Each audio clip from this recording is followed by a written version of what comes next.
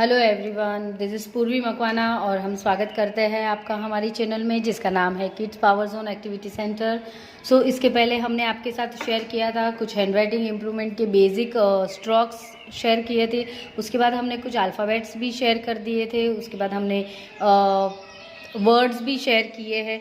तो अगर आप लोगों ने इसके पहले वाला वीडियो नहीं देखा है तो प्लीज़ आप आगे वाले वीडियोस को देख लीजिएगा। उसका लिंक आपको डिस्क्रिप्शन बॉक्स में मिल जाएगा। और फिलहाल हम आज स्टार्ट करने जा रहे हैं हमारे यहाँ पे हैंडराइटिंग इम्प्रूवमेंट का आज का हमारा लास्ट सेशन है, जहाँ पे हम आपको पूरा पैराग्राफ राइटिंग बताने वाले हैं कि अगर आप अपना फुल पेज पे पैराग्राफ राइटिंग करते हैं तो आपको उसको कैसे लिखना है, राइट। तो आइए चलिए हम स्टार्ट करते हैं हमारा पैराग्राफ राइटिंग। ओके, हमें हमारी पेन की कैप को पेन के ऊपर नहीं रखना है और ये जो छोटी छोटी चीज़ें हैं वो सारी चीज़ों को हमें ध्यान में रखना है और फिर ही हमें अपना पैराग्राफ राइटिंग लिखना स्टार्ट करना है। So when I start from here, paragraph जब हम स्टार्ट करते हैं तो हमें हमारी जो ये मार्जिन लाइन है उसे थोड़ा स्पेस रखना है, then capital letter, then small letter, and I am writing here this people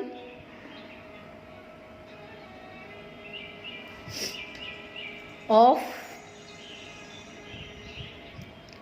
जो वर्ड्स हम लिखने जा रहे हैं या जो लेटर्स भी हम लिख रहे हैं वो सारे लेटर्स जब हम लिखते हैं तो हमें उसके फॉर्मेशन को याद करके उसको लिखना है, सो दैट हमारे लेटर्स का फॉर्मेशन, हमारी स्पेसिंग, वर्ड्स की हाइट और ये सारी चीज़ों को हम ध्यान में रख के अगर लिखेंगे तो डेफिनेटली हमारे हैंडराइटिंग बहुत अच्छी होने वाली है। जब हम ऐसा कोई पैराग्राफ लिखते हैं और अगर यहाँ पे इतनी सी ही जगह है और मुझे अभी लिखना है यहाँ पे ARER, लेकिन वो आर इतनी सी स्पेस में नहीं आएगा, तो हम क्या करेंगे, ये स्पेस को छोड़ देंगे और डायरेक्ट हम जाएंगे हमारी नेक्स्ट लाइन पे। और यहाँ पे हमने लिखा है this is are very different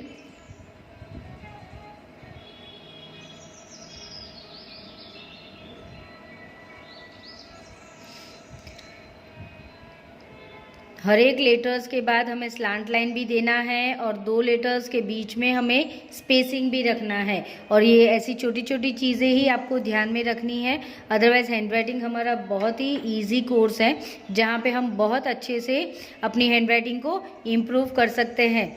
but last but not the least, यहाँ पे एक सबसे इम्पॉर्टेंट बात है प्रैक्टिस।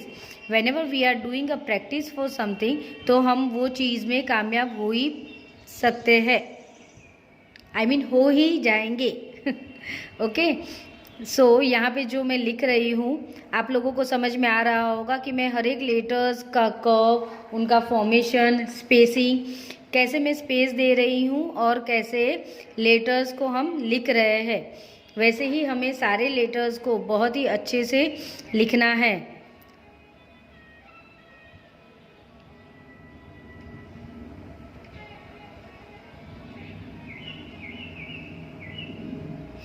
सिमिलरिटीज, अभी यहाँ पे हमने ये पूरा स्पेलिंग लिखा है, एस तक हमने जब लिखा तो हमने अपनी पेन को उठाया नहीं था। अभी रिटर्न जाएंगे और जहाँ पे भी हमें डॉट करना था वो सारे डॉट और टी की क्रॉस बार को हम कंप्लीट करेंगे। एग्जिस्ट, राइट, फिर यहाँ पे full stop. Again full stop के बाद जब हम कोई नया सेंटेंस स्टार्ट करता है तो हमारा first letter should be in a capital letter, right. So this is many languages, this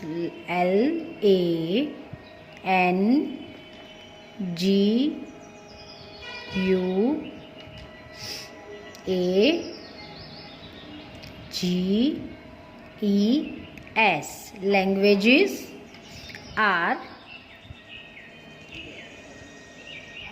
spoken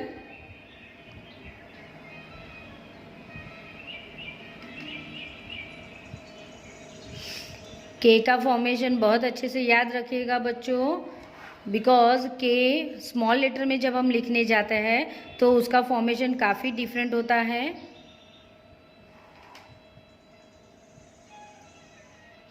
many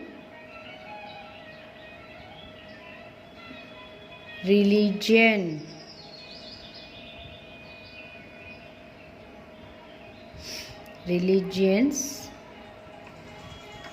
are, हमें अपने दोनों एल्बोज को सपोर्ट में रखना है जब भी हम लिखते हैं।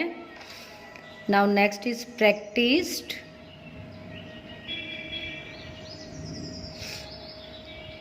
Practised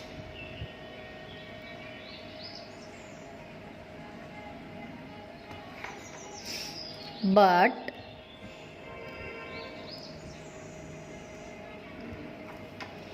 we have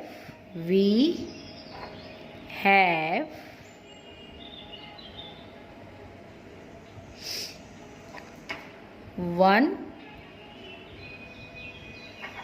thing, THING।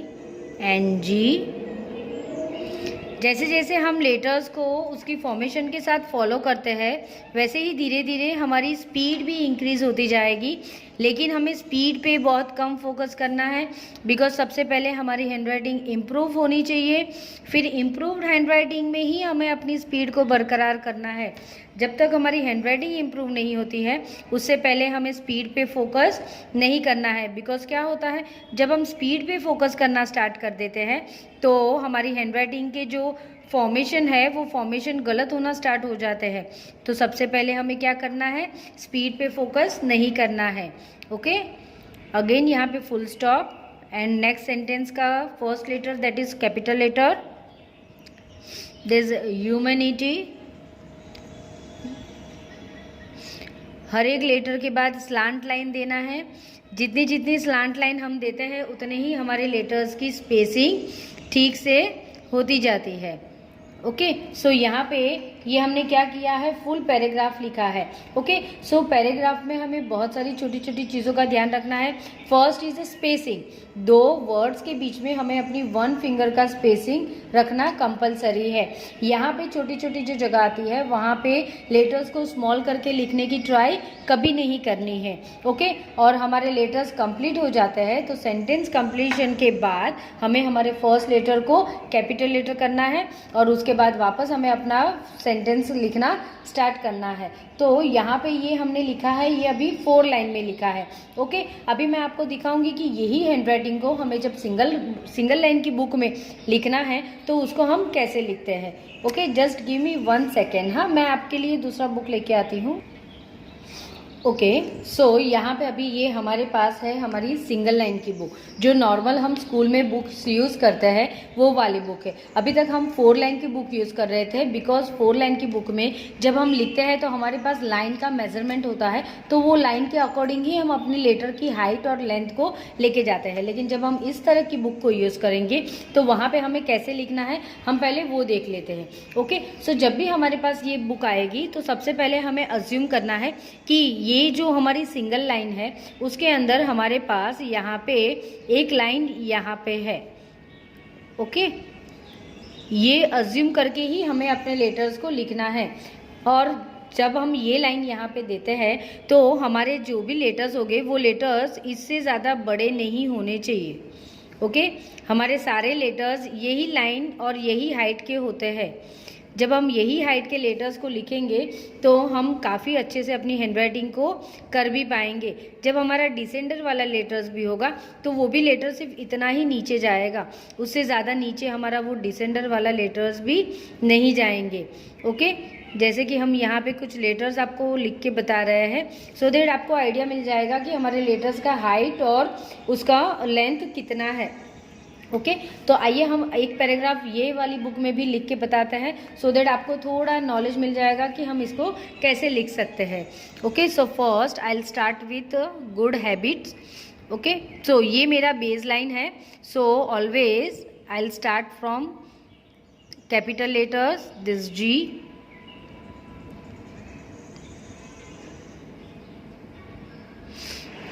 Good habit,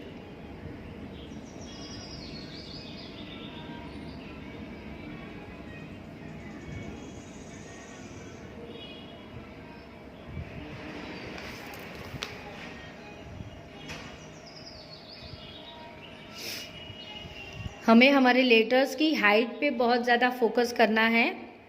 जितना हम लेटर्स की हाइट पे फोकस करेंगे उतने ही हमारे सारे लेटर्स एक जैसे और एकदम मस्त दिखेंगे, राइट।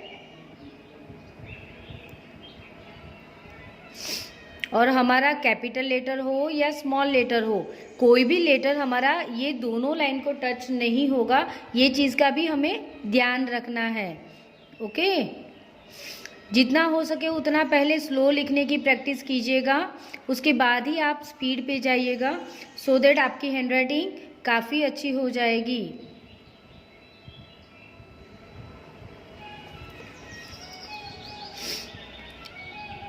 फर्स्ट लाइन लिखने के बाद जब हम सेकेंड लाइन लिखते हैं तो वहाँ पे हमारे लिए थोड़ा चैलेंजिंग आता है कि ऊपर की लाइन भी है और नीचे की लाइन में भी हमें अपने लेटर्स को लिखना है, राइट। तो देखिए कुछ इस तरह से हम अपने लेटर्स को लिखते हैं।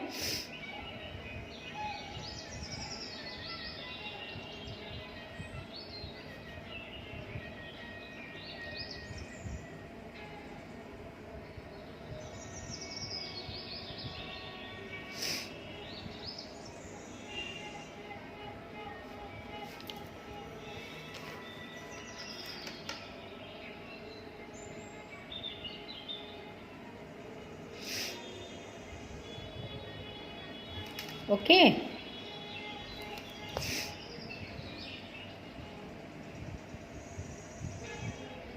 यहाँ पे ये मैंने फर्स्ट लेटर जो लिखा है तो वो फर्स्ट लेटर भी मुझे ऊपर की लाइन को टच करके नहीं लिखना है। नॉर्मली बच्चे ज़्यादा गड़बड़ कहाँ पे करते हैं कि वो सोचते हैं कैपिटल लेटर मतलब वो इतना दोनों लाइन को टच होना चाहिए, लेकिन दिस इज़ रॉन्ग, वो दोनों लाइन को टच नहीं होता है। वहाँ पे ऊपर हमें स्पेस रख के ही बच्चों को लिखने की हैबिट करवानी है। ओके, सो अभी हम आगे बढ़ते हैं। यहाँ पे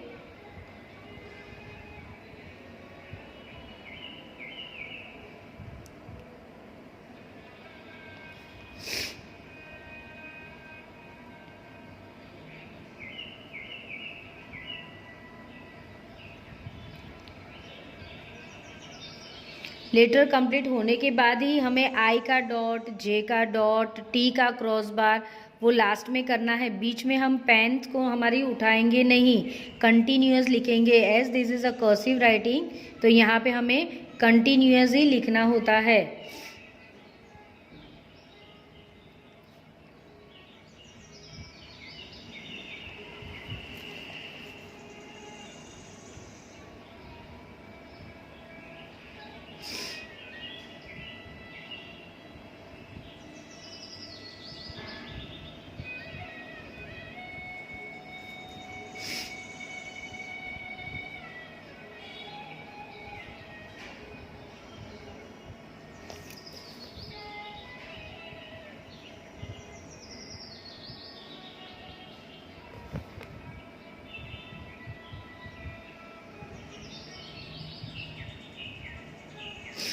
दो लेटर्स के बीच में स्पेसिंग के लिए बहुत ज़्यादा ध्यान रखिएगा, बिकॉज लेटर्स के बीच में भी स्पेसिंग होना चाहिए और वर्ड्स के बीच में भी स्पेसिंग होना चाहिए, राइट।